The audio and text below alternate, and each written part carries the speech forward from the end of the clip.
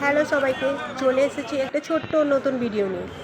বুঝতেই পারছো কোথায় আছি আমরা হচ্ছি দাদা বৌদি রেস্টুরেন্টে। বিরিয়ানি খেতে খুব ইচ্ছে করলো, চলে গেলাম ব্যারাকপুরে দাদা বৌদি বিরিয়ানিতে।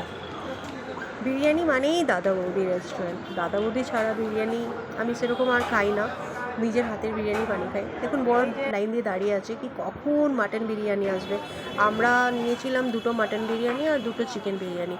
তো চিকেন বিরিয়ানিটা তো পেয়ে গেছিলাম, কিন্তু মাটন বিরিয়ানিটা একটু দেরি করছিল, কেন বলছিল মাটন বিরিয়ানি অ্যাভেলেবেল নেই, মাটন বিরিয়ানি আসতে একটু টাইম লাগবে। তারপর আমরা লাইন দিয়ে দাঁড়িয়েছিলাম বিরিয়ানি নেবার জন্য। তখন একটা মাটন বিরিয়ানির হাঁডি ঢুকলো, ঢোকার পরে দেখুন আপনি ইয়েলো বাটি করে ঘি দিচ্ছে, এক বাটি ভরে ঘি দিচ্ছে। উফ, জাস্ট স্মেল বেরোচ্ছিল, ওইখানেই মনে হচ্ছিল খিদে পেয়ে গেছে আমার। কিন্তু ওইখান থেকে আমরা প্যাক করিয়ে বাড়িতে এনে আমরা খেয়েছি। দেখতেই পাচ্ছ গরম গরম ধোঁয়া বেরোচ্ছে। আর তোমাদেরকে বলে দিই, যখন আমরা বাড়িতে এনে খাচ্ছিলাম বিরিয়ানিটা, তখনও বিরিয়ানিটা অনেকটাই গরম ছিল, মানে এতটা গরম ছিল কি আমাদের আর গরম করতেই লাগেনি।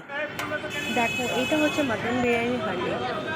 সবে সবে মানে হাঁডিটা এসেছে আর পুরো গরম গরম ধোঁয়া বেরোচ্ছিল। ফার্স্ট টাইম আমি বিরিয়ানি খেয়েছিলাম 2012 সালে। শেষ হয়ে গেছে। এবার আমরা বাড়িতে এনেছি, খুলে আমরা ঢালবো, তাও দেখছি অনেকটাই গরম গরম ছিল, আমাদের গরম করতেই লাগেনি। ওই যে আমার বর গাড়ে হাত দিয়ে দাঁড়িয়েছিল, ওর কাছে তো মাটন ছাড়া সবটাই ভেজ। মাটন বিরিয়ানি খাবে বলে এতক্ষণ লাইন দিয়ে দাঁড়ালো বাবা। আমি তো চিকেন বিরিয়ানি পেয়েই হ্যাপি হয়ে গেছি, আমি তো চিকেন বিরিয়ানিই খাই, আর আমার বর মাটন ছাড়া খাবেই না।